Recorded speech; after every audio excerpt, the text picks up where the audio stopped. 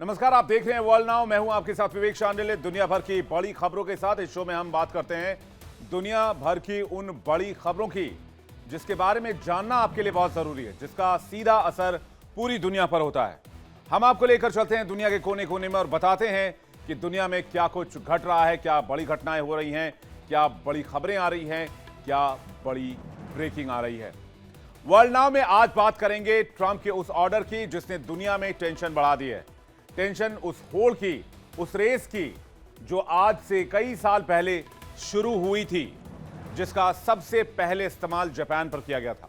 जी हां, nuclear bomb की होड़, परमाणु हथियारों की होड़। ट्रंप ने न्यूक्लियर टेस्टिंग के आदेश फिर से जारी कर दिए, यानी ट्रंप दुनिया को एक बार फिर से सुपर पावर दिखाना चाहते हैं या फिर वो दुनिया भर में फिर से परमाणु बम की रेस छेड़ना चाहते हैं। वो पावर जो अमेरिका ने सालों पहले दुनिया को दिखाई थी। ट्रंप ने अचानक से टेस्टिंग का फैसला क्यों किया है? आखिर अब अमेरिका परमाणु हथियार क्यों बनाना चाह रहा है? अमेरिका के पास पहले ही बहुत सारे परमाणु बम मौजूद हैं। हजारों की संख्या में परमाणु बम, परमाणु हथियार अमेरिका के पास हैं। तो फिर परमाणु हथियार की जरूरत क्यों पड़ रही है? क्या डोनाल्ड ट्रंप को रूस से किसी तरह का डर लग रहा है? क्योंकि रूस और अमेरिका के बीच रिश्ते बिगड़ते जा रहे हैं और रूस ने हाल फिलहाल में न्यूक्लियर टेस्टिंग की है। इसके साथ ही आज हम आपको बताएंगे जब दुनिया में न्यूक्लियर हथियारों को लेकर एक रेस सी मच गई थी कि कौन कितना ज्यादा हथियार बना सकता है या कौन ज्यादा हथियार अपने पास रख सकता है। आखिर उस वक्त क्या हुआ था जो दुनिया के देश इस रेस में कूदे थे? इस पर भी डिटेल आपको देंगे। साथ ही उस कोल्ड वॉर की बात करेंगे जिस वक्त परमाणु हथियार बनाकर किसने सबसे पहले टेस्टिंग की थी, आपको डिटेल में बताएंगे। फिर बात करेंगे उस खतरे की जिसके चलते दुनिया की बड़ी टेक कंपनियों के दिग्गज अपने लिए जमीन के अंदर एक सुरक्षित ठिकाना ढूंढ रहे हैं। आखिर क्यों दुनिया के बड़े बड़े दिग्गज बंकर में अपने लिए आलीशान बंगला बनवा रहे हैं या फिर सेफ हाउस बनवा रहे हैं, और उसकी जरूरत क्यों पड़ी है? क्या उन्हें लगता है कि तृतीय विश्व युद्ध होने वाला है? क्या उन्हें लगता है कि परमाणु बम का इस्तेमाल हो सकता है? क्या उन्हें लगता है कि ऐसे किसी जैविक हथियार का इस्तेमाल हो सकता है जिसकी भविष्यवाणी भी बाबा वेंगा ने की है? खबर यह है कि जुकरबर्ग, जिन्होंने दुनिया को एक साथ जोड़ा, वो आज अपने लिए जमीन के अंदर एक बहुत बड़ा बंकर बनवा रहे हैं। तो जुकरबर्ग को फ्यूचर की वो कौन सी टेंशन सता रही है? इतनी बड़ी टेक कंपनी के मालिक को आखिर छिपने की आवश्यकता क्यों है? आपको बताएंगे। टेक्नोलॉजी इंसान की सहूलियत के लिए बनाई गई थी, लेकिन कैसे आज वही टेक्नोलॉजी इंसानों की परेशानी बढ़ा सकती है? क्या आने वाले वक्त में मशीनें इंसान को रिप्लेस करेंगी? क्या इंसानों की जगह मशीनें काम करेंगी? इस खतरे के बारे में भी आज बात होगी। इसके बाद बात करेंगे उस रेडिएशन की जिसका असर इंसानों के साथ साथ जानवरों पर भी दिखने लगा है। रूस का वो न्यूक्लियर प्लांट जो सदियों से या फिर यूं कहें दशकों से चर्चा में रहा है। जानवरों के रंग बदलने की वजह यहां पर केमिकल है या कुछ और है? आखिर उस शहर में किस वजह से यह खतरनाक रेडिएशन फैली जो पूरा इलाका तबाह हो गया? क्यों वहां सालों पहले हुए हादसे की गूंज आज भी सुनाई देती है? इस खतरनाक शहर और हादसे के बारे में भी आपको डिटेल से बताएंगे। फिर बात करेंगे ब्रिटेन की उस लड़ाई की, उस शाही लड़ाई की जिसकी गूंज पूरी दुनिया में सुनाई दे रही है। किंग चार्ल्स ने अपने भाई को शाही परिवार से बेदखल कर दिया है। आखिर किंग चार्ल्स ने यह फैसला क्यों किया? ऐसी क्या वजह थी जो शाही परिवार में फूट पड़ गई? प्रिंस एंड्रयू पर कौन से वो आरोप लगे थे जिसके चलते उन्हें अपना परिवार, घर और उपाधि तक छोड़नी पड़ गई? साथ ही बात करेंगे उस इतिहास की जो एक बार फिर से शाही परिवार ने दोहराया है। इससे पहले शाही परिवार में कब ऐसा हुआ? शाही परिवार कैसे चलता है ब्रिटेन में? ये राजशाही कैसे ब्रिटेन के शासन में है? सब कुछ आपको डिटेल से बताएंगे और इसके बारे में हर एक जानकारी देंगे। लेकिन शुरुआत कर रहे हैं उस खबर से जिसने पूरी दुनिया को एक तरह से चौंका दिया है। जानकारी यह मिल रही है कि डोनाल्ड ट्रंप ने परमाणु हथियारों की टेस्टिंग का फैसला कर लिया है। तो क्या दुनिया में परमाणु युद्ध की आहट देखने को मिल सकती है? किम जोंग उनको तो अपनी परमाणु हथियारों की सनक के लिए जाना जाता है। वो अक्सर न्यूक्लियर हथियारों की टेस्टिंग करते रहते हैं ताकि नॉर्थ कोरिया के दुश्मन नॉर्थ कोरिया के ऊपर हमला ना कर सके, दुश्मनों में खौफ रहे। ट्रंप के साउथ कोरिया दौरे से पहले भी किम ने परमाणु हथियारों की टेस्टिंग की थी। अब अमेरिका के राष्ट्रपति ने भी परमाणु शंखनाद कर दिया है। वो कह रहे हैं हम भी न्यूक्लियर टेस्ट करेंगे और ट्रंप ने न्यूक्लियर टेस्टिंग का ऐलान भी कर दिया है। अमेरिका करीब 33 साल बाद परमाणु हथियारों की टेस्टिंग करने जा रहा है, क्योंकि रूस और चीन जैसे देश नए परमाणु हथियार बना रहे हैं। तो अब अमेरिका भी दुनिया को बताएगा कि उसने कितने खतरनाक परमाणु हथियार बनाए हैं। ट्रंप दावा कर रहे हैं कि उनके पास दुनिया के सबसे घातक परमाणु हथियार हैं, लेकिन इसके बावजूद अब वो नए परीक्षण करेंगे। ट्रंप अब अपने परमाणु जखीरे को मजबूत करने की कवायद में जुट गए हैं। यह ऐलान ऐसे वक्त में हुआ है जब ट्रंप तनावपूर्ण माहौल में चीन के राष्ट्रपति शी जिनपिंग से टैरिफ पर चर्चा कर रहे हैं। रूस के राष्ट्रपति व्लादिमीर पुतिन से पीस टॉक कर चुके हैं, पीस डील पर बात कर चुके हैं, लेकिन उसका कोई फायदा नहीं हुआ है। जिसके बाद व्लादिमीर पुतिन ने न्यूक्लियर टेस्ट किया और अब लगता है कि व्लादिमीर पुतिन के इरादों को देखते हुए यूएस प्रेसिडेंट डोनाल्ड ट्रंप परमाणु परीक्षण का फैसला कर रहे हैं। रूस ने 21 अक्टूबर को न्यूक्लियर पावर्ड मिसाइल टेस्ट किया था। उस समय डोनाल्ड ट्रंप ने इसे गलत ठहराया था, लेकिन अब उसी गलत रास्ते पर खुद डोनाल्ड ट्रंप भी चलना चाहते हैं। तब उन्होंने कहा था कि व्लादिमीर पुतिन मिसाइल टेस्टिंग की जगह युद्ध रोकने के मामले पर काम करें। तो वहीं पुतिन भी ट्रंप को न्यूक्लियर टेस्टिंग को लेकर वार्निंग दे चुके हैं, लेकिन अब ऐसा लग रहा है मानो पानी सिर के ऊपर जा चुका है। पुतिन और ट्रंप के बीच न्यूक्लियर वेपन और हथियारों की रेस शुरू हो गई है, या इसे आप आसान भाषा में समझें तो ऐसा लगता है कि रूस और अमेरिका के बीच परमाणु हथियारों की होड़ फिर से शुरू हो गई है। आपको बताते हैं कि आखिर ट्रंप ने सोशल मीडिया प्लेटफॉर्म ट्रूथ पर पोस्ट कर न्यूक्लियर टेस्टिंग को लेकर क्या ऐलान किया है और परीक्षणों का रीजन क्या बताया है। ट्रंप ने पेंटागन को परमाणु हथियारों की टेस्टिंग का आदेश जारी किया है। टेस्टिंग रूस और चीन के परमाणु हथियारों के बराबर होगी। दूसरे देशों की एक्टिविटीज को देखते हुए, टेस्टिंग को देखते हुए यह आदेश दिया गया है। अमेरिका के पास फिलहाल सबसे ज्यादा परमाणु हथियार हैं और यह उपलब्धि पहले कार्यकाल के दौरान ही ट्रंप के हासिल कर ली गई थी, जिसमें मौजूदा हथियारों को पूरी तरीके से अपडेट कर दिया गया था। रूस दूसरे स्थान पर है और चीन तो काफी पीछे है, तीसरे स्थान पर। 4 से 5 सालों में चीन का परमाणु कार्यक्रम अमेरिका जैसा रहा है, ये प्रक्रिया तुरंत शुरू की जाएगी, ये भी ट्रंप का आदेश आया है।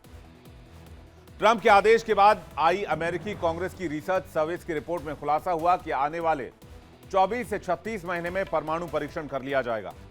अमेरिका के परीक्षण को लेकर अब अंदेशा लगाया जा रहा है कि दुनिया में परमाणु हथियारों को बनाने और टेस्टिंग की होड़ दोबारा मच सकती है, खासकर 3 मुल्कों में। सबसे पहले अमेरिका, फिर रूस और उसके बाद चीन। और यह होड़ ठीक वैसी ही है जैसे कोल्ड वॉर के समय मची थी। शीत युद्ध सेकेंड वर्ल्ड वॉर के बाद 1945 से सोवियत संघ के विघटन तक यानी 1992 तक चलता रहा था। इसमें कोई सीधी लड़ाई नहीं थी, बल्कि अमेरिका सोवियत संघ के बीच राजनीतिक और वैचारिक टकराव था। इसलिए इसे कोल्ड वॉर के नाम से जाना जाता है। इस दौर में दुनिया में परमाणु हथियारों की होड़ सबसे ज्यादा देखी गई। हर कोई सबसे शक्तिशाली न्यूक्लियर वेपन बनाना चाहता था। हालांकि दुनिया में परमाणु युग की शुरुआत करने वाला देश भी अमेरिका ही था, जिसने दुनिया का पहला परमाणु हथियार बनाया, और न सिर्फ बनाया बल्कि नागासाकी पर परमाणु हथियार गिराया भी। आइए अमेरिका के इस विनाशक इनोवेशन के बारे में आपको बताते हैं। 1939 से 1945 के बीच अमेरिका ने पहला परमाणु बम बनाया। मैनहट्टन प्रोजेक्ट के तहत रॉबर्ट ओपेनहाइमर ने इस बम को तैयार किया और इन्हें परमाणु बम का जनक कहा जाता है। इस प्रोजेक्ट में अमेरिका के साथ ब्रिटेन और कनाडा भी शामिल थे। 16 जुलाई 1945 को अमेरिका ने पहली टेस्टिंग की। अमेरिका के न्यू मैक्सिको में ट्रिनिटी नाम से इस टेस्ट को अंजाम दिया गया था। यह दुनिया का पहला सफल परमाणु परीक्षण था। परीक्षण ने एक क्रेटर छोड़ा था जो 300 मीटर से भी ज्यादा चौड़ा था। यह 20 किलो टन का परमाणु बम परीक्षण था। मैनहट्टन प्रोजेक्ट अमेरिकी सरकार की परियोजना थी, जिसका मकसद जर्मनी से पहले परमाणु बम बनाना था और रूस से पहले परमाणु बम तैयार करना था। क्योंकि उस समय अगर जर्मनी, जहां हिटलर शासन कर रहा था, वो परमाणु बम बना लेता तो फिर अमेरिका के दुर्दिन शुरू हो सकते थे और वो अमेरिका पर बम गिरा सकता था। यही वो वक्त था जब दुनिया ने पहली बार परमाणु शक्ति की वास्तविक ताकत देखी। धमाका इतना जबरदस्त था कि आसमान में मशरूम जैसी आग की लपटें उठी। और जमीन पर सैकड़ों मीटर गहरा गड्ढा बन गया। इस परीक्षण ने न सिर्फ विज्ञान की दिशा बदली बल्कि पूरी दुनिया को एहसास कराया कि अब युद्ध सिर्फ गोलियों बमों से नहीं, परमाणु बम की ताकत से भी, इसके डेटरेंस से भी लड़ा जा सकेगा। अमेरिका ने इस परीक्षण से पूरी दुनिया को सुपर पावर बनने की क्षमता का एहसास करवाया और इसके बाद ही दुनिया परमाणु हथियार बनाने की होड़ में कूद पड़ी। परिभाषा यह दी गई कि जिसके पास जितने परमाणु हथियार वो उतना पावरफुल, और अमेरिका ने सबसे ज्यादा परमाणु हथियार बनाए। हालांकि अमेरिका की दादागिरी यही नहीं थमी। इसके बाद दुनिया ने वो देखा जिसकी कल्पना करके आज तक हर कोई सहम जाता है। सेकेंड वर्ल्ड वॉर खत्म होने की कगार पर था। जर्मनी बुरी तरीके से हार चुका था, लेकिन जापान लड़ाई नहीं छोड़ रहा था। अमेरिका को डर था कि अगर जापान पर सीधी जमीनी अटैक अगर हुआ, सीधा हमला किया गया, तो लाखों अमेरिकी सैनिक मारे जा सकते हैं। अमेरिका ने जापान से बिना शर्त आत्मसमर्पण की मांग की थी, पर जापान ने मना कर दिया और पर्ल हार्बर पर अटैक कर दिया, जिसमें कई अमेरिकी सैनिक मारे गए। अमेरिका ने परमाणु बम बनाया तो जर्मनी को पछाड़ने के लिए था, लेकिन गिराया जापान पर। अमेरिका ने युद्ध को जल्द से जल्द खत्म करने के लिए परमाणु बम का इस्तेमाल किया, और ये वो इतिहास है, खास करके परमाणु बम का एक इकलौता इतिहास है जो मानव सभ्यता को, इंसानियत को, इंसानों को आज भी खौफ ज़दा कर देता है। क्या हुआ था 6 अगस्त 1945 को, आइए जानने की कोशिश करते हैं। हिरोशिमा और नागासाकी, 6 अगस्त 1945 अमेरिका ने जापान पर पहला परमाणु बम गिराया। हिरोशिमा शहर पर लिटिल बॉय नाम का यह बम गिराया गया था। 3 दिन बाद जापान के दूसरे शहर नागासाकी पर भी बम गिराया गया। तारीख थी 9 अगस्त 1945। नागासाकी पर फैटमैन नाम का बम गिराया गया। दोनों ही शहर पूरी तरीके से तबाह हो गए, खत्म हो गए, बर्बाद हो गए। दोनों अटैक में, दोनों बम के इस्तेमाल से 2 लाख से ज्यादा लोग मारे गए और 3 दिन बाद जापान ने आत्मसमर्पण कर दिया। इसके बाद सेकेंड वर्ल्ड वॉर खत्म हो गया। जापान के इन 2 शहरों में जो तस्वीर थी, उसकी कल्पना भी शायद कोई कर नहीं सकता। परमाणु बम का ये जो हमला था, हमले के कुछ ही सेकंड्स में लाखों लोगों की जान चली गई, और जो इस हमले से बच गए या जो पीढ़ियां आने वाली थी, जो पैदा भी नहीं हुई थी, वो अपंग हो गए या फिर डिसेबल ही पैदा होते रहे। वक्त बीतता रहा, हमले का असर कई दशकों तक देखा गया। यह तस्वीर एक काल्पनिक तस्वीर हम आपको दिखा रहे हैं कि किस तरह की तस्वीर बाद में इस तरह से इसको कुछ कंप्यूटर के जरिए जनरेट करके इसे तैयार करने की कोशिश की गई। कुछ इस तरह से जब बम गिरा होगा तो धमाका कुछ ऐसा रहा होगा, लेकिन इसका असर कई दशकों तक देखा जाता रहा और अभी भी कहा जाता है इसका असर वहां पर, क्योंकि रेडिएशन इतना जबरदस्त फैला कि आज भी परमाणु बम की ताकत वहां महसूस की जाती है, उसका असर महसूस किया जाता है, वहां के लोगों में इसका असर दिखता है। सोवियत संघ को यह स्वीकार नहीं था कि केवल अमेरिका ही सुपर पावर बने, और यहीं से शुरू हुई परमाणु हथियारों की होड़। युद्ध खत्म होते ही अमेरिका और सोवियत संघ के बीच कौन ज्यादा शक्तिशाली है, यह रेस शुरू हो गई। दुनिया को पता चल गया कि अब परमाणु शक्ति ही असली ताकत है, और सोवियत संघ ने भी परमाणु हथियार बनाने की कोशिश शुरू कर दी। 4 साल के अंदर सोवियत संघ ने न्यूक्लियर बॉम्ब तैयार कर लिया। साल था 1949। क्या हुआ 1949 में, आइए जानने की कोशिश करते हैं। 1949 में सोवियत संघ ने पहला परमाणु बम टेस्ट किया। इसके बाद सेमी प्लांटस टेस्ट में, अगर हम उस जगह की बात करें तो ये कजाकिस्तान में इसको टेस्ट किया गया, जिसका नाम था RDS-1। इसे RDS-1 का नाम दिया गया था। पश्चिमी देशों में इसे जो-1 कहा गया। सोवियत एटॉमिक बॉम्ब प्रोजेक्ट के तहत इसे तैयार किया गया था। यह अमेरिका के फैट मैन की कॉपी थी। विस्फोट की ताकत करीब इसमें 22 किलो टन की रखी गई थी। 22 किलो टन TNT के बराबर इस फैट मैन बॉम्ब की ताकत थी, 22 किलो टन TNT के बराबर। इसके बाद अमेरिका का एकाधिकार परमाणु हथियारों पर खत्म होने लगा। दोनों देश एक दूसरे से ज्यादा परमाणु हथियार बना लेना चाहते थे। और ये जो प्रतिस्पर्धा, ये जो रेस शुरू हुई, ये धीरे धीरे पूरी दुनिया में फैलने लगी। दो super power America versus Soviet संघ आमने सामने आ गए। इस दौरान अमेरिका और सोवियत संघ मैड यानी कि म्यूचुअल अशोर्ड डिस्ट्रक्शन सिद्धांत पर चलते रहे। यानी दोनों पक्ष जानते थे कि परमाणु युद्ध से महाविनाश तो सुनिश्चित है, लेकिन युद्ध नहीं होगा। फिर भी दोनों एक दूसरे को डराने के लिए हजारों की संख्या में परमाणु बम बनाते रहे। अमेरिका सोवियत संघ के बीच कोल्ड वॉर में क्या क्या हुआ, यह भी जान लेते हैं। 1952 में तो अमेरिका हाइड्रोजन बम तक पहुंच गया, परमाणु बम बनाते बनाते। 1953 में सोवियत संघ ने भी हाइड्रोजन बम बना लिया। 1957 में सोवियत संघ ने पहला आईसीबीएम यानी कि इंटर कॉन्टिनेंटल बैलिस्टिक मिसाइल तैयार किया और अमेरिका ने तुरंत और शक्तिशाली मिसाइलें तैनात कर दी। 1957 में सोवियत संघ ने पहला उपग्रह स्पुतनिक लॉन्च किया। अमेरिका ने जवाब में नासा बनाया और चांद पर इंसान भेजा। हालांकि चांद पर इंसान भेजने की थ्योरी सबसे ज्यादा कंट्रोवर्शियल थ्योरी मानी जाती है, कंट्रोवर्शियल न्यूज मानी जाती है। कहा जाता है कि चांद पर कोई इंसान गया ही नहीं था। खैर, इस पर कभी और बात करेंगे। फिर जब ये नासा बना और चांद पर इंसान भेजा गया तो इसे स्पेस रेस कहा गया। फिर यहां से दुनिया में स्पेस रेस की भी शुरुआत हो गई। दुनिया इस वक्त दो खेमों में बंट चुकी थी। हर बड़ा देश किसी न किसी गुट में शामिल हो रहा था। 1960 में सोवियत संघ ने अब तक का सबसे बड़ा परमाणु हथियार टेस्ट किया, जिसका नाम था टेसार, जिसे उस वक्त बमों का राजा कहा गया।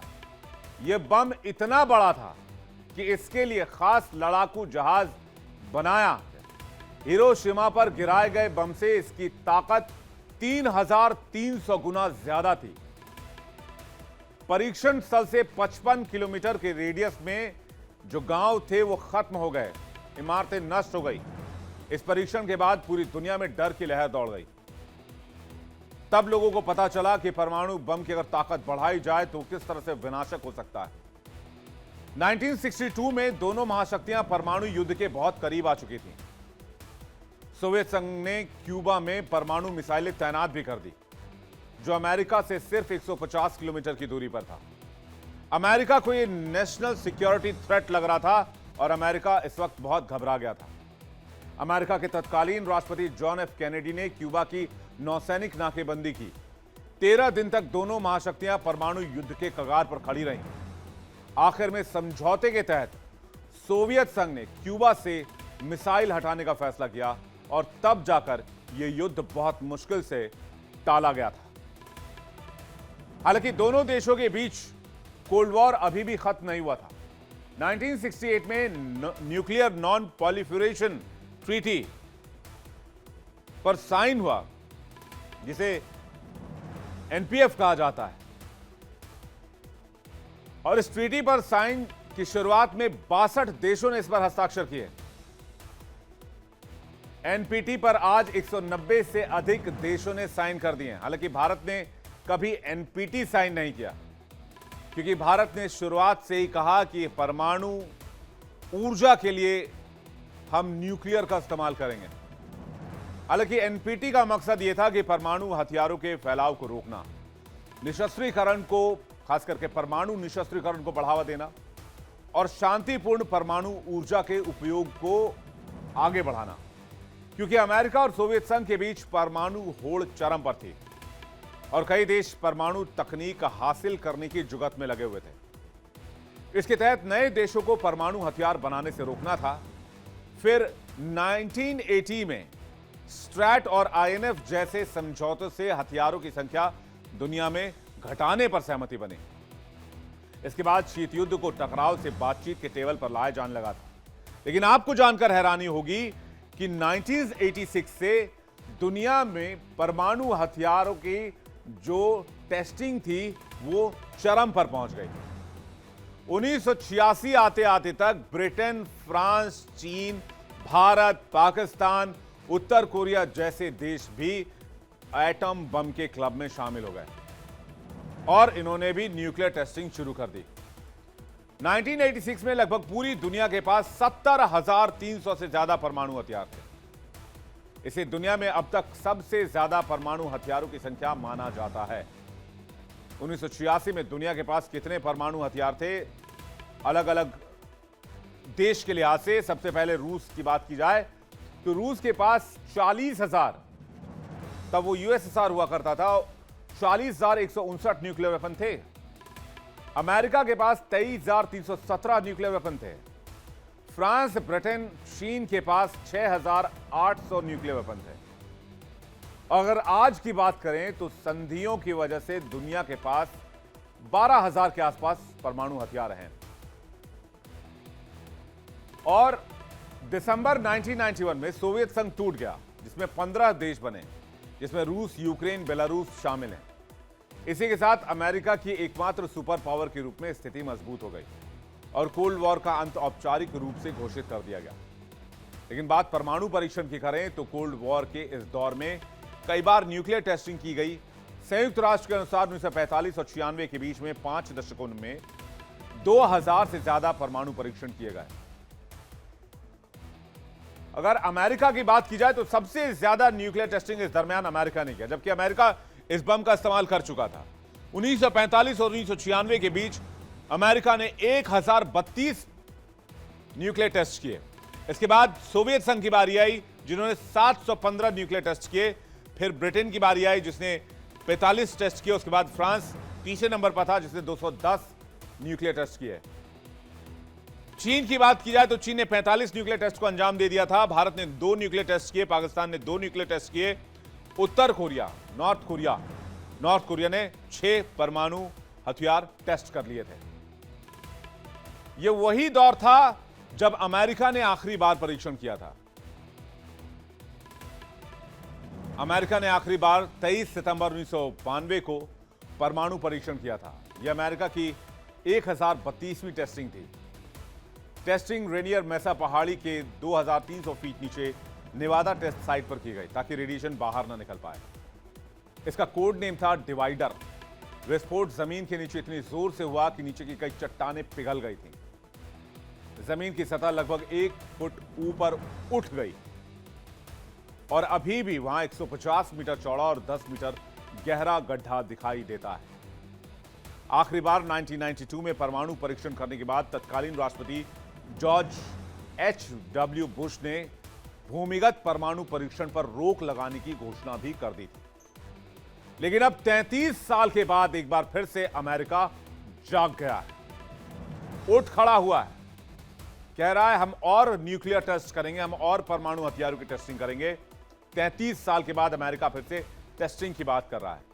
अगर हम आज के दौर की बात करें तो बहुत से देश हैं जो परमाणु हथियारों से लैस हैं। हालांकि ट्रंप ने कहा कि अमेरिका के पास सबसे ज्यादा परमाणु हथियार हैं, लेकिन International Campaign to Abolish Nuclear Weapons की रिपोर्ट बताती है कि रूस इस मामले में नंबर 1 है, जबकि अमेरिका दूसरे नंबर पर है। और शायद ये बात डोनाल्ड ट्रंप जानते हैं और इसलिए वो चाहते हैं कि परमाणु बम के मामले में रूस से आगे हो अमेरिका का नंबर। तो चलिए सबसे पहले बताते हैं आपको कि कौन से देश जिनके पास परमाणु हथियार हैं और कितने परमाणु हथियार हैं। रिपोर्ट्स की माने तो रूस के पास 5,580 न्यूक्लियर वेपन है। फिर बारी आती है अमेरिका के, जिनके पास 5,044 न्यूक्लियर वेपन है। फिर बारी आती है चीन की, जहां दावा किया जाता है कि चीन के पास 500 से 550 न्यूक्लियर वेपन मौजूद है। फिर बारी आती है फ्रांस की, जिनके पास 290 न्यूक्लियर वेपन मौजूद है। फिर बारी आती है ब्रिटेन की, जिनके पास 225 न्यूक्लियर वेपन मौजूद है। फिर बारी आती है भारत की, जिनके पास 172 न्यूक्लियर वेपन मौजूद है। फिर बारी आती है पड़ोसी मुल्क पाकिस्तान की, जिसके पास 170 न्यूक्लियर वेपन मौजूद है। और फिर बारी आती है नॉर्थ कोरिया की। नॉर्थ कोरिया के पास 50 न्यूक्लियर वेपन मौजूद है। यानी सिंपल मैथमेटिक्स यह है कि रूस और अमेरिका के न्यूक्लियर वेपन्स को जोड़ दिया जाए तो दुनिया के 90% न्यूक्लियर वेपन इन्हीं दोनों देशों के पास हैं और ये अभी भी न्यूक्लियर टेस्ट कर रहे हैं। अमेरिका को और न्यूक्लियर वेपन्स चाहिए। चीन भी अपनी क्षमता तेजी से बढ़ा रहा है, जो 2030 तक 1000 हथियारों तक पहुंच सकता है। चीन ने 16 अक्टूबर 1964 को पहला परमाणु टेस्ट किया था। इस परीक्षण के साथ चीन, अमेरिका, सोवियत संघ, ब्रिटेन और फ्रांस के बाद दुनिया का 5वां परमाणु संपन्न देश बना था। अब ट्रंप ने जो ऐलान किया है, इसके बाद में ये दुनिया में परमाणु युद्ध के खतरे को बढ़ाएगा और दोबारा दुनिया उसी दौर में पहुंच सकती है जो कोल्ड वॉर के समय में जब ये होड़ शुरू हुई थी। हालांकि आज के हिसाब से ये और भी खतरनाक होगा, क्योंकि दुनिया के इतिहास में, मानव सभ्यता के इतिहास में अगर परमाणु बम का इस्तेमाल हुआ है तो वो सिर्फ एक ही बार हुआ है, जंग के दरमियान, वो भी सेकेंड वर्ल्ड वॉर को खत्म करने के लिए। और उसका रिजल्ट क्या था वो हम सभी को पता है। अब बाई चांस किसी की तरफ से भी किसी परमाणु हथियार का इस्तेमाल किया जाता है तो विनाश की लीला कितनी बड़ी होगी, विनाश का दायरा कितना बड़ा होगा, यह कहा नहीं जा सकता। चलिए इस खबर पर हमारी नजर है, आगे बढ़ते हैं। वर्ल्ड नाउ में आज की दूसरी बड़ी खबर। एक तरफ डोनाल्ड ट्रंप कह रहे हैं कि और परमाणु हथियार बनाओ, वहीं जो बिलियनियर्स हैं उनके देश में, जो बड़े बड़े उद्योगपति हैं, वो अपने लिए सेफ हाउस जमीन के अंदर बनवा रहे हैं। तब लगता है कि दाल में कुछ तो काला जरूर है। खबर यह है कि फेसबुक, इंस्टाग्राम और व्हाट्सएप जैसी दिग्गज टेक कंपनियों के मालिक मार्क जुकरबर्ग अपने लिए जमीन के अंदर एक घर तैयार करवा रहे हैं, जिस पर ना तो परमाणु हमले का असर होगा, ना ही किसी जैविक हथियार का असर होगा और ना ही किसी तरह के दूसरे हमले का असर होगा। मार्क जुकरबर्ग ने सिर्फ एक वेबसाइट नहीं बनाई, उन्होंने दुनिया के सोच और दुनिया को जोड़ने का तरीका बदला। जुकरबर्ग ने फेसबुक के जरिए सोशल मीडिया एरा की नींव रखी। अब हर कोई अपनी आवाज, विचार और पहचान दुनिया के सामने रख सकता है। आज फेसबुक ने दुनिया के 4 अरब से ज्यादा लोगों को एक प्लेटफॉर्म पर जोड़ रखा है। कनेक्टिंग पीपल जुकरबर्ग का सपना था और उन्होंने इसे हकीकत बनाया।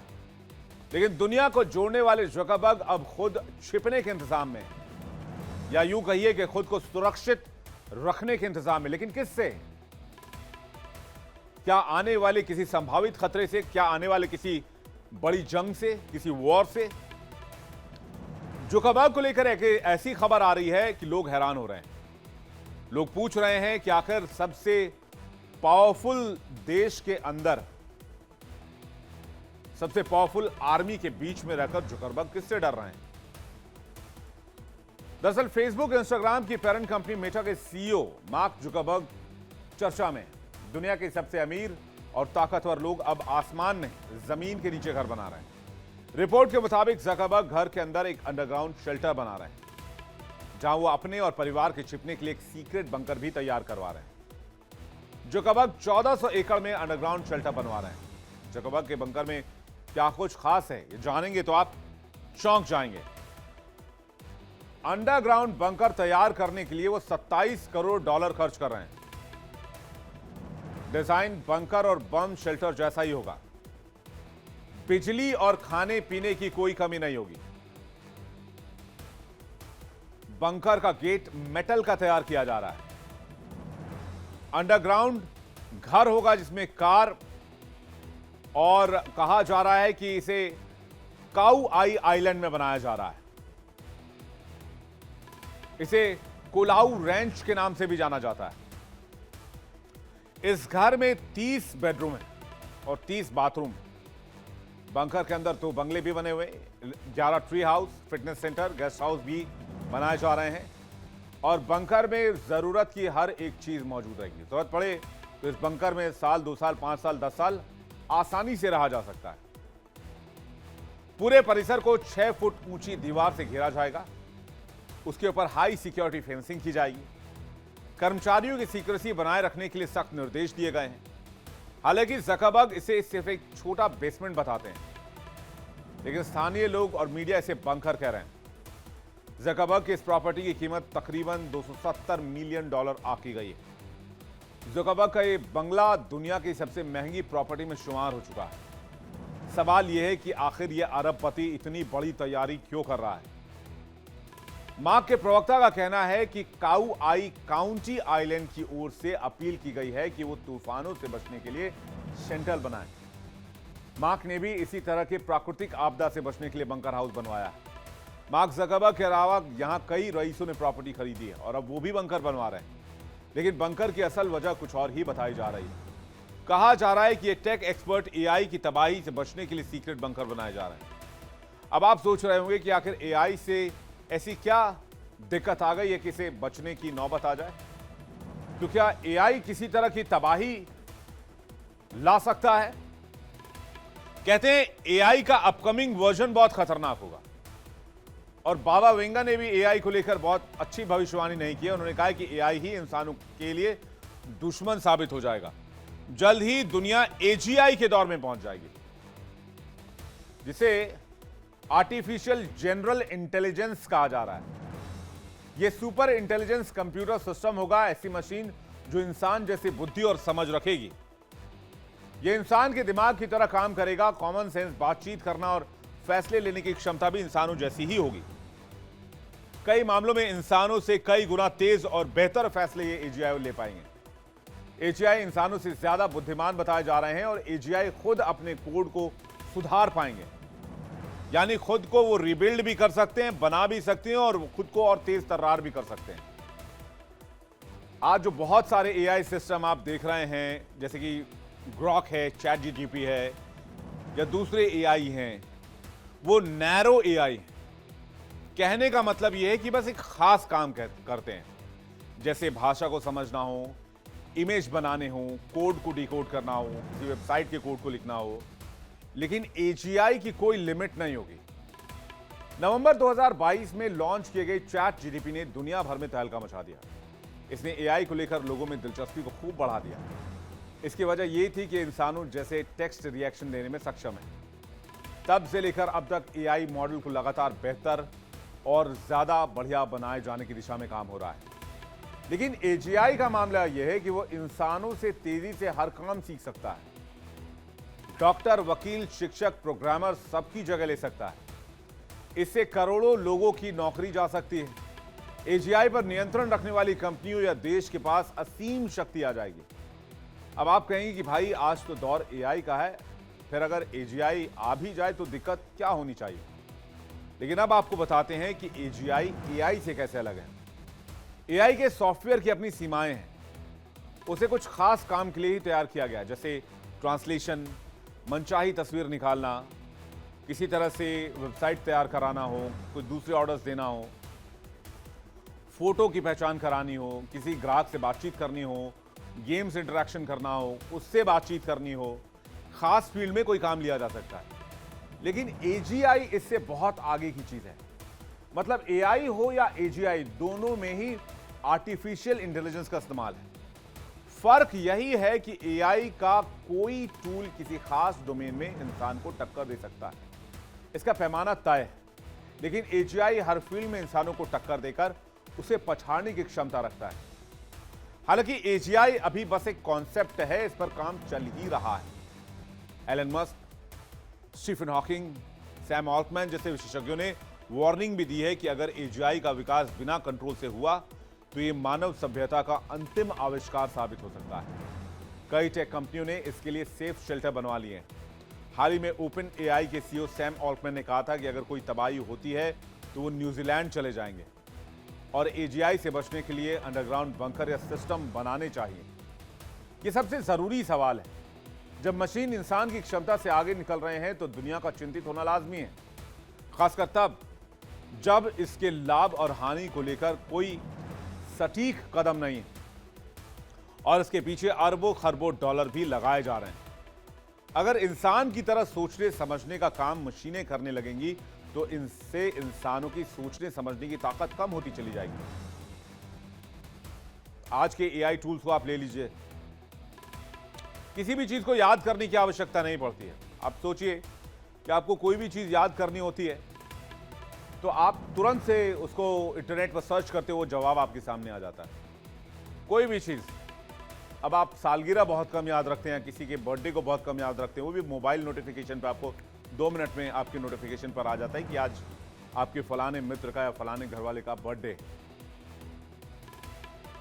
तो हमने एक तरह से मेमोरी को, जो हम इस्तेमाल करते थे उसके इस्तेमाल को हमने कम कर दिया और हम डिपेंड हो गए। तो ये आज के एआई या स्मार्टफोन तकनीक का सहारा आप इसे कह सकते हैं। लेकिन एजीआई कितना खतरनाक है इसे जानने की कोशिश करते हैं। एजीआई कैसे ये एआई से भी आगे चला जाएगा, आज की स्मार्टफोन तकनीक से भी आगे चला जाएगा। कहते हैं एजीआई इंसानों से ज्यादा बुद्धिमान हो सकता है, जिसे इंसान उसे कंट्रोल नहीं कर पाएंगे। यानी ये एआई टेक ओवर कहलाता है, जहां मशीनें खुद तय करें कि क्या सही और क्या गलत है। एजीआई हर क्षेत्र में इंसानों से तेज और सटीक काम करेगी। इससे लाखों करोड़ लोगों को दिक्कत हो सकती है। अगर एजीआई का इस्तेमाल सैन्य उद्देश्य के लिए हुआ तो ऑटोनोमस वॉरफेयर में भी बदल सकती है। यानी मशीनें खुद तय करने लगेंगी कि निशाना किसको बनाना है। परमाणु या साइबर खतरे कई गुना बढ़ जाएंगे। एजीआई हर डेटा को ट्रैक कर सकती है, इससे इंसानों की प्राइवेसी पूरी तरीके से खत्म हो जाएगी। वैसे देखा जाए तो एजीआई का इस्तेमाल कई तरह से फायदेमंद भी हो सकता है, लेकिन शर्त यह है कि इस्तेमाल सही हो, चाहे किसी भी फील्ड में हो।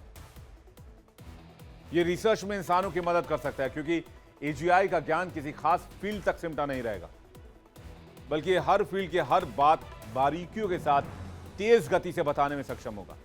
हालांकि एजीआई अभी भी रिसर्च लेवल पर है और इसके एडवांस लेवल पर पहुंचने का डर ज़ुकरबर्ग को है, जिसके लिए वो अपना शेल्टर होम तैयार करवा रहे हैं। चलिए, एआई और एजीआई का भविष्य क्या होगा, ये आने वाले वक्त में पता चलेगा। लेकिन फिलहाल वर्ल्ड नाउ में आगे बढ़ते हैं और जानते हैं अगली स्टोरी क्या है। वर्ल्ड नाउ में बात करेंगे उस डर की जो 4 दशक के बाद भी मिटा नहीं है। 1986 में चेरनोबिल में एक परमाणु हादसा हुआ, जो इंसानी इतिहास का सबसे बड़ा न्यूक्लियर डिजास्टर था। लेकिन 40 साल के बाद भी इस इलाके में सिर्फ मौत की गूंज सुनाई देती है। सबसे पहले जान लेते हैं कि आज किस जगह की बात हो रही है। हम बात कर रहे हैं रूस के चेरनोबिल न्यूक्लियर प्लांट की।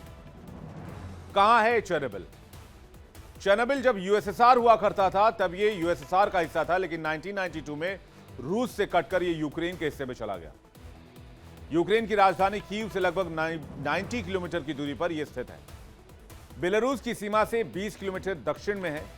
यह प्लांट 4 रिएक्टर से बना है, जिनकी डिजाइन 1970 से 1980 के बीच की गई थी। अब चेरनोबिल जो है वो एक्सक्लूजन जोन में आता है, यानी कि यहां इंसानों को एक्सेस नहीं है। लोगों को सुरक्षा और दूसरे वजहों की वजह से, रेडिएशन की वजह से यहां एंट्री परमिशन नहीं है। इसके पास लगभग 22 स्क्वायर किलोमीटर में फैला एक कृत्रिम तालाब है, जिसमें प्रियप्त नदी का पानी आता है। यही पानी परमाणु रिएक्टर्स की कूलिंग के लिए इस्तेमाल होता था। प्रियप्त शहर को 1970 में बसाया गया था। यह चेरनोबिल परमाणु संयंत्र से मात्र 3 किलोमीटर की दूरी पर था। लेकिन यहां पर साल 1986 में करीबन 50,000 लोग रहते थे। प्लांट से करीब 15 किलोमीटर दूर चेरनोबिल का कस्बा था, जहां पर करीब 12,000 लोग रहते थे। बाकी का हिस्सा खेती बाड़ी के लिए और रोजमर्रा के कामों के लिए इस्तेमाल किया जाता था।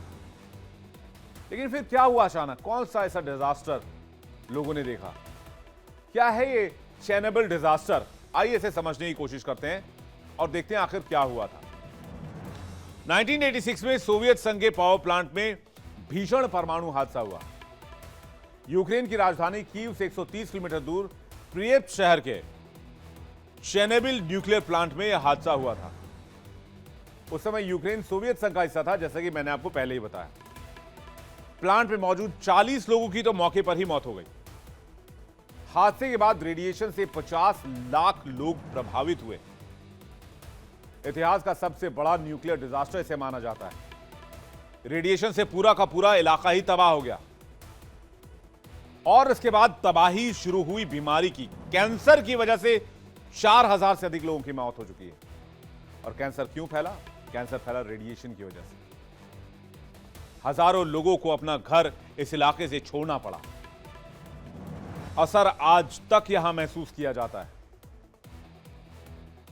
1986 के बाद सुनी सड़कों और भूत सी खामोशी के बीच अजीब सा किस्सा गूंजता है। एक नीला कुत्ते की कहानी। यह तस्वीर आप देखिए। कुछ लोग कहते हैं कि यह एक जंगली कुत्ता है जिसकी फर पर नीला झलक दिखता है। तो कुछ इसे रेडिएशन और म्यूटेशन की मिसाल बताते हैं। चेरनोबिल के रेड जोन में इंसानों का प्रवेश आज भी वर्जित है, लेकिन इन बेजुबानों को रोके तो कैसे रोके, इनकी एंट्री कैसे रोकी जाए। कहते हैं यहां ये पहुंच जाते हैं, यहां जंगली जानवर, पक्षी और कीड़े मकोड़े भी हैं।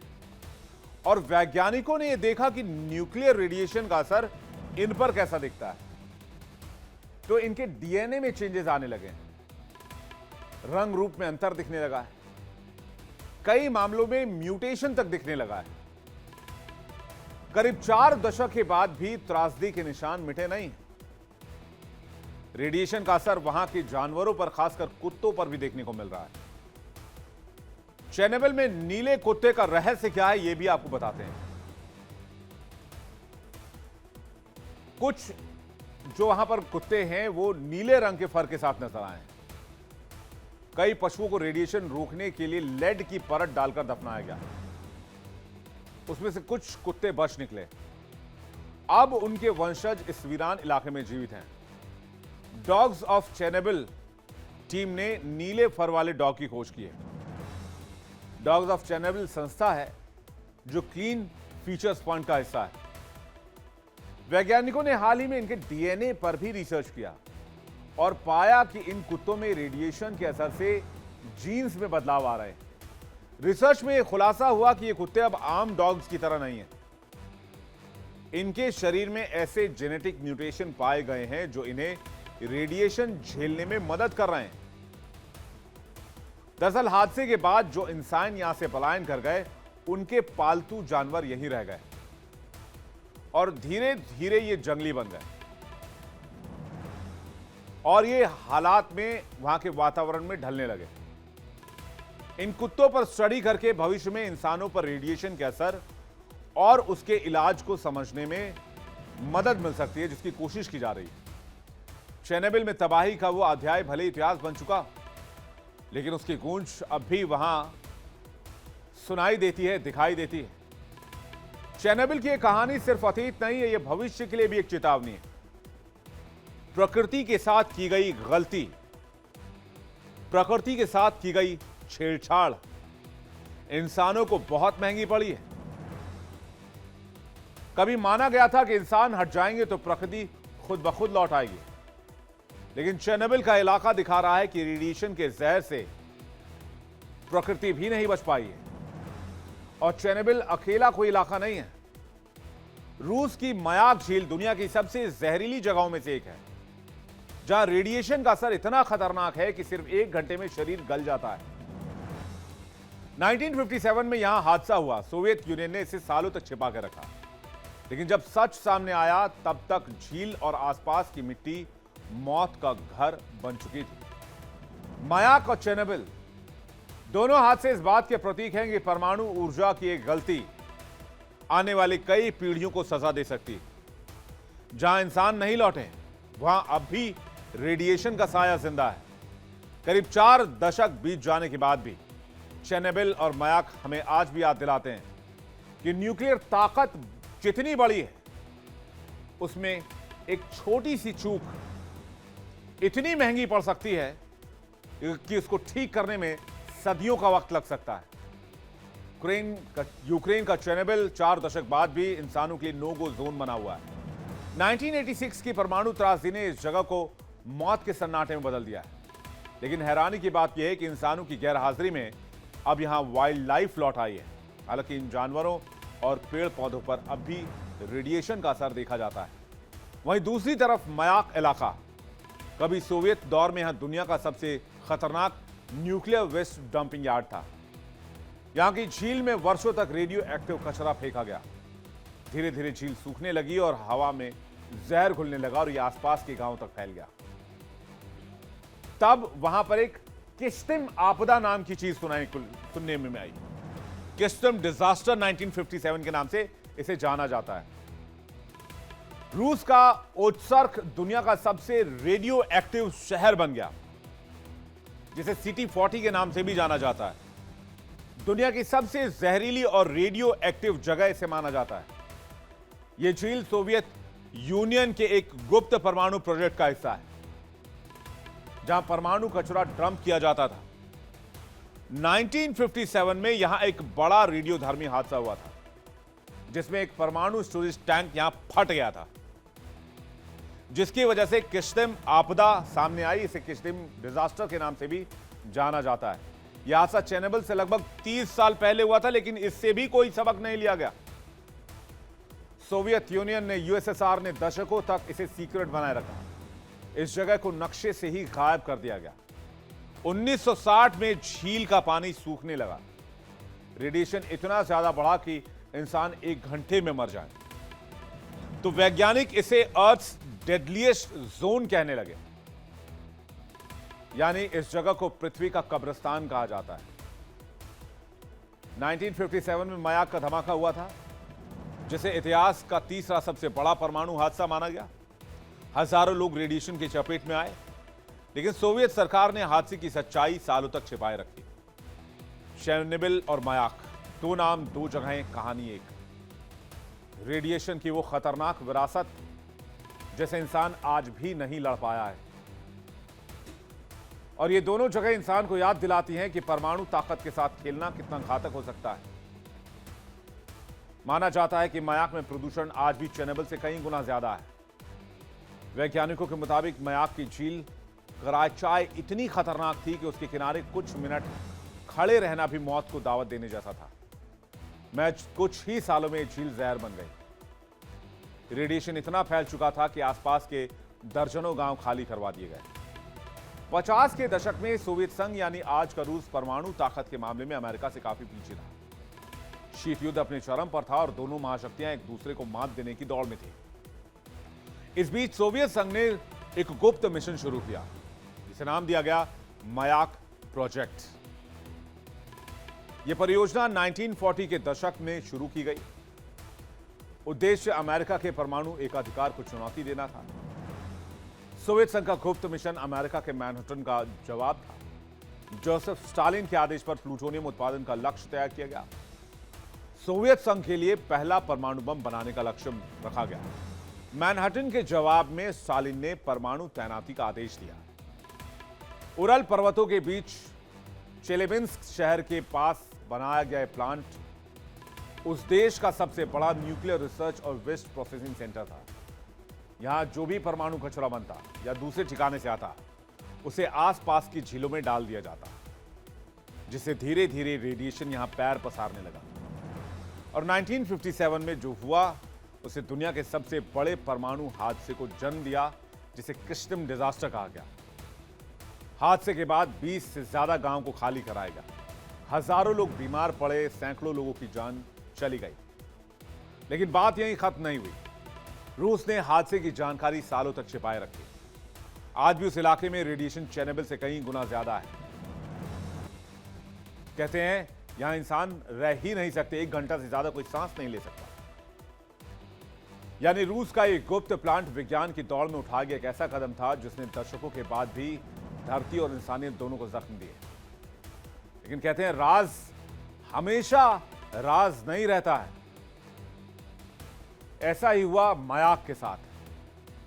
साल 2017 में रूस से सटे कई देशों के वैज्ञानिक ने हवा में एक अजीब रेडियो एक्टिव आइसोटोप पाया। जांच शुरू हुई तो सबसे नजदीकी सोर्स रूस का मयाक न्यूक्लियर प्लांट निकला। लेकिन रूस ने तुरंत इन आरोपों से इनकार कर दिया। आज तक मयाक प्लांट के आसपास किसी को जाने नहीं दिया जाता है। Washington based research organisation World Watch Institute ने इसे दुनिया का सबसे प्रदूषित स्पॉट बताया है।